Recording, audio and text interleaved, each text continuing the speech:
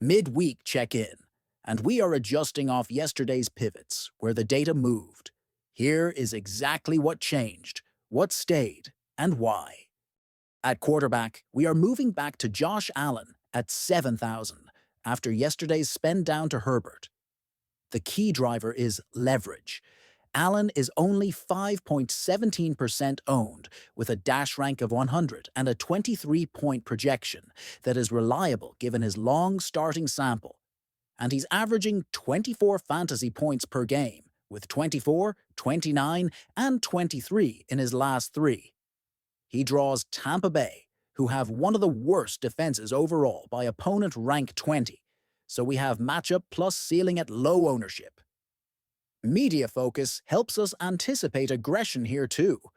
Per the article, Football in Spain, Baker Mayfield versus Josh Allen, picks, predictions, and stats for every Week 11 game. This spot sits under a national lens, and after Jay Gruden's public message about Allen amid the Bills' skid and that viral midweek clip, we are comfortable betting the talent and volume to outpace the field's caution. We are still keeping Dylan Gabriel as the punt at 4,200. Baltimore have one of the worst defenses overall by opponent rank 26. He's just 2.1% owned with a strong dash rank 98 and a 13-point projection, and he's posted 20 and 14 in two of his last three.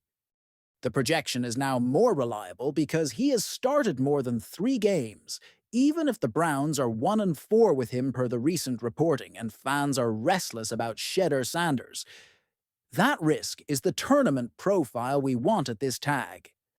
At running back, we are locking Christian McCaffrey at 9,000. He carries a dash rank of 100, a 24-point projection, and 25 per game on the season with a recent 37-point spike, and he faces Arizona, who have a middle-of-the-pack defense overall by opponent rank 15. Ownership at 12.93% is manageable for his elite touch profile. Multiple pieces this week back the case, including Fantasy Football RB rankings. Advice on Christian McCaffrey for Week 11 and the feature asking whether he could break a record later this season, which reinforces sustained volume and red zone usage. We keep Kenneth Gainwell as our salary saver at 4,100. Cincinnati have the absolute worst defense overall by opponent rank 32. He's only 0.5% owned with a projection of 9. And while the recent game log is thin, this is pure price leverage in a soft spot. It's worth remembering per Sports News Ireland that he has flashed multi-touchdown upside, including the 2-score game at Croke Park. At wide receiver, no change at the top. We stay on Jamar Chase at 8,500. Pittsburgh have one of the worst defenses overall by opponent rank 27. Chase holds a dash rank of 100, a 20-point projection, and he's averaging 22 per game, with 41, 21, and 20 in his last 3. Ownership at 13.07% is fair for this ceiling. He continues to stack milestones, including matching Jimmy Smith's 1997 feet per recent coverage, and DFS touts have consistently featured him this season.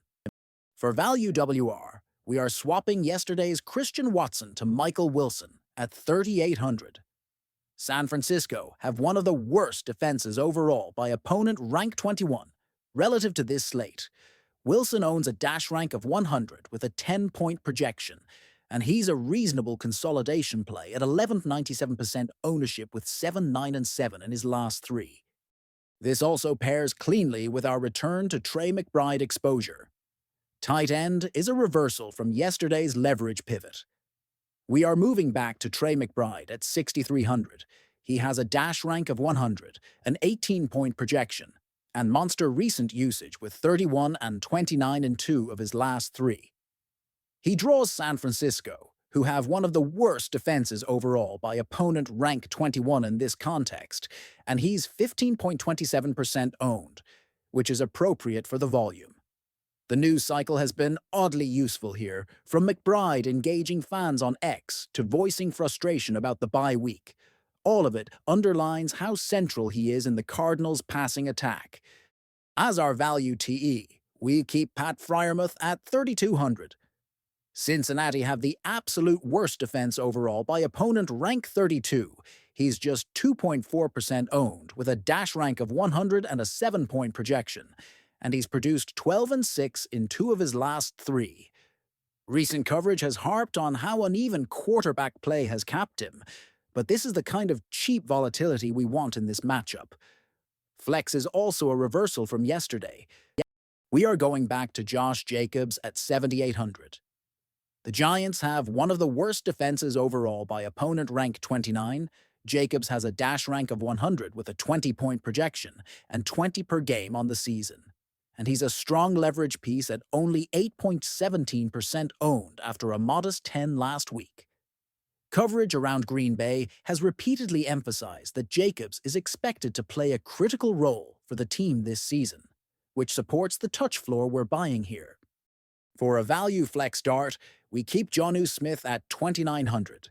Cincinnati have the absolute worst defense overall by opponent rank 32. He's 4.13% owned with an 8-point projection. And while recent logs are quiet, the salary is doing the work.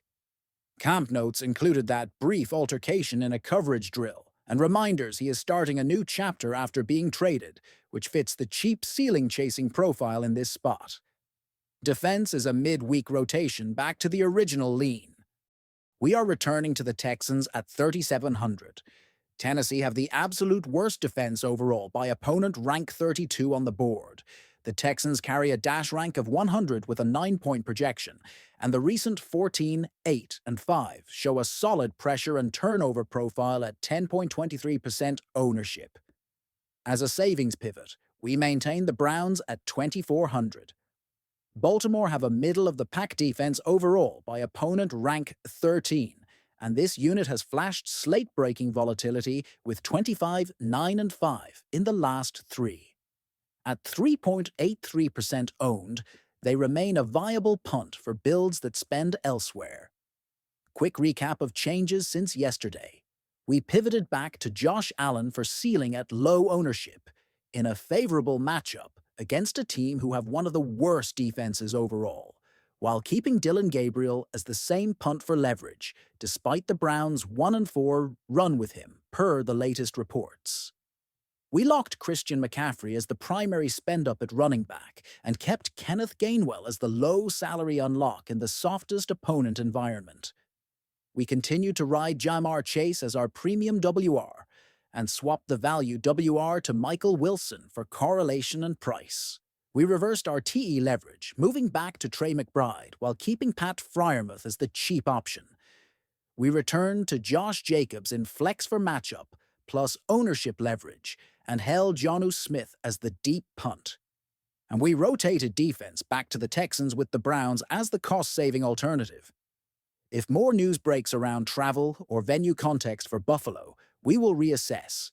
But as of now, the combination of dash rank, projection, ownership, and opponent grades makes this our strongest midweek build.